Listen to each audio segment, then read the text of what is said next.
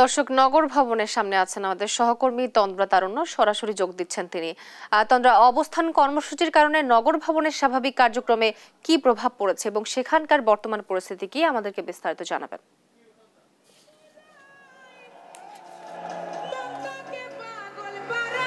আজকে যেহেতু আন্দোলনের ৬ষ্ঠ দিন চলছে এবং আজকে কিন্তু সকাল থেকে নগর ভবনের সামনে ইশরাক সমর্থকে যারা রয়েছে, ইশরাকের সমর্থনে যারা রয়েছে, তারা কিন্তু সবাই সকাল থেকে এখানে আসা শুরু করেছিলেন এবং বেলা গড়ানোর সাথে সাথেই তারা কিন্তু এখানে, আমরা দেখেছি যে আরও বেশি এখানে দেখেছি যে একটু গণজমায়েতের মধ্যে এখানে তৈরি হয়েছে এবং ইশরাকের সমর্থনে যারা আছেন তারা কিন্তু এখানে দলে দলে এসেছেন এবং নগরবাসীর ব্যানারে করে কিন্তু বিভিন্ন দলের, অর্থাৎ বিএনপির দলের দলীয় নেতাকর্মী যারা রয়েছে তাদের থেকে শুরু করে যারা রয়েছেন তারা প্রত্যেকে কিন্তু এখানে এসেছেন এবং নগরের সাধারণ ভোটাররাও কিন্তু তারা এখানে এসেছেন এবং রৌদ্রের তাপদাহের মধ্যেও কিন্তু তারা এখানে ছিলেন, নানা ধরনের স্লোগান দিচ্ছিলেন এবং আন্দোলন করছিলেন।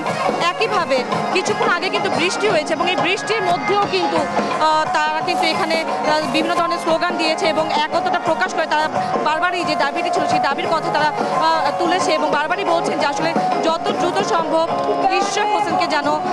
মেয়র হিসেবে শপথ পাঠ করানো হয় সেটি ব্যাপারে কিন্তু তারা বলছেন। এবং একটু জানিয়ে রাখি, সেটি হচ্ছে যে এখানে কিন্তু শুধুমাত্র নগরবাসীর ব্যানারেই সাধারণ ভোটাররা, নগরের সাধারণ ভোটাররাই নয়, দলীয় নেতাকর্মী থেকে শুরু করে তারাও কিন্তু এখানে আছেন এবং তারাও কিন্তু একত্রিত হয়ে এখানে সকাল থেকে স্লোগান দিচ্ছিলেন এবং পাশাপাশি এখানে যে নেতাকর্মীরা রয়েছেন এবং সাধারণ ভোটার যারা রয়েছেন তাদেরকে উৎসাহিত করতে, উজ্জীবিত করতে কিন্তু নগর ভবনের মূল ফটকের সামনেই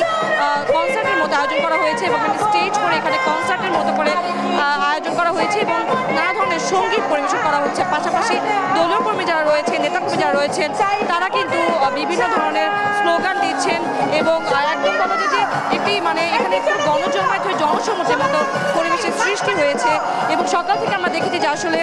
শুধুমাত্র নগর ভবনের রাস্তাটি নয়, এর আশেপাশে যে রাস্তাটি রয়েছে, অর্থাৎ গুলিস্তান থেকে শুরু করে বঙ্গবাজারের যে রাস্তাটি রয়েছে, গোলাপশাহ বাজারের যে সামনে রাস্তাটি রয়েছে, এই সবগুলো রাস্তায় কিন্তু তারা ব্লক করে রেখেছে এবং তারা কিন্তু একত্রিত হয়ে এখানে কর্মসূচি তারা পালন করছেন। পাশাপাশি একটু জানিয়ে রাখি, সেটি হচ্ছে যে তারা কিন্তু সকাল থেকে শুধুমাত্র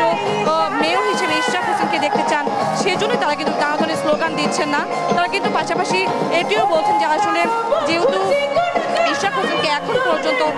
শপথ পাঠ করানো হয়নি, গ্যাজেট প্রকাশ হয়ে গেছে, এর পরবর্তীতেও যেহেতু শপথ পাঠ করানো হয়নি, সেক্ষেত্রে তারা বলছেন যে আসলে দ্রুত সময়ের মধ্যে যেন শপথ পাঠ করা হয় এবং পাশাপাশি এটিও বলছেন যে আসলে নিরপেক্ষতা বিসর্জন দিয়ে যারা এখন পর্যন্ত কোনো একটি দলের প্রতিনিধি হয়ে কাজ করছেন তাদের জন্য অবিলম্বে পদত্যাগ করা হয়, সেই দাবিও কিন্তু তারা করছেন এবং পাশাপাশি তারা শঙ্কা প্রকাশ করছেন যে আসলে এই সরকার হয়তো ইশরাককে নিয়ে ভয় পাচ্ছে দেখে তারা হয়তো ইশরাককে এখনো মেয়র দিচ্ছে না, এমন কথাও কিন্তু নেতাকর্মীরা বলছেন এবং যতটুকু জানা গেছে তারা এটিও বলছেন যে যদি ইশরাককে মেয়র হিসেবে গণ্য না করা হয় বা মেয়র হিসেবে যদি তাকে শপথ পাঠ না করানো হয়, সেক্ষেত্রে তারা অনশন করতেও তারা বাধ্য হবেন এবং অনশনও তারা বসবেন। তো এমনটাই জানাচ্ছিলেন তারা নেতাকর্মীরা এবং এখন পর্যন্ত বৃষ্টির মধ্যেও কিন্তু তারা এখানে একত্রিত হয়ে, জড়ো হয়ে তারা একত্রিত হয়ে স্লোগান দিচ্ছেন এবং বিভিন্ন ধরনের স্লোগান দিয়ে তারা একাত্মতা প্রকাশ করে এখানে রয়েছেন। ইশরাককে মেয়রের দাবিতেই তারা এখানে একত্রিত হয়েছেন। তো নগর ভবনের সামনে থেকে এই ছিল আমার কাছে সর্বশেষ। তন্দ্রা, আপনাকে ধন্যবাদ। দর্শক, নগর ভবনের সামনে থেকে বিস্তারিত খবরাখবর জানাচ্ছিলেন আমাদের সহকর্মী তন্দ্রা তারুণ্য।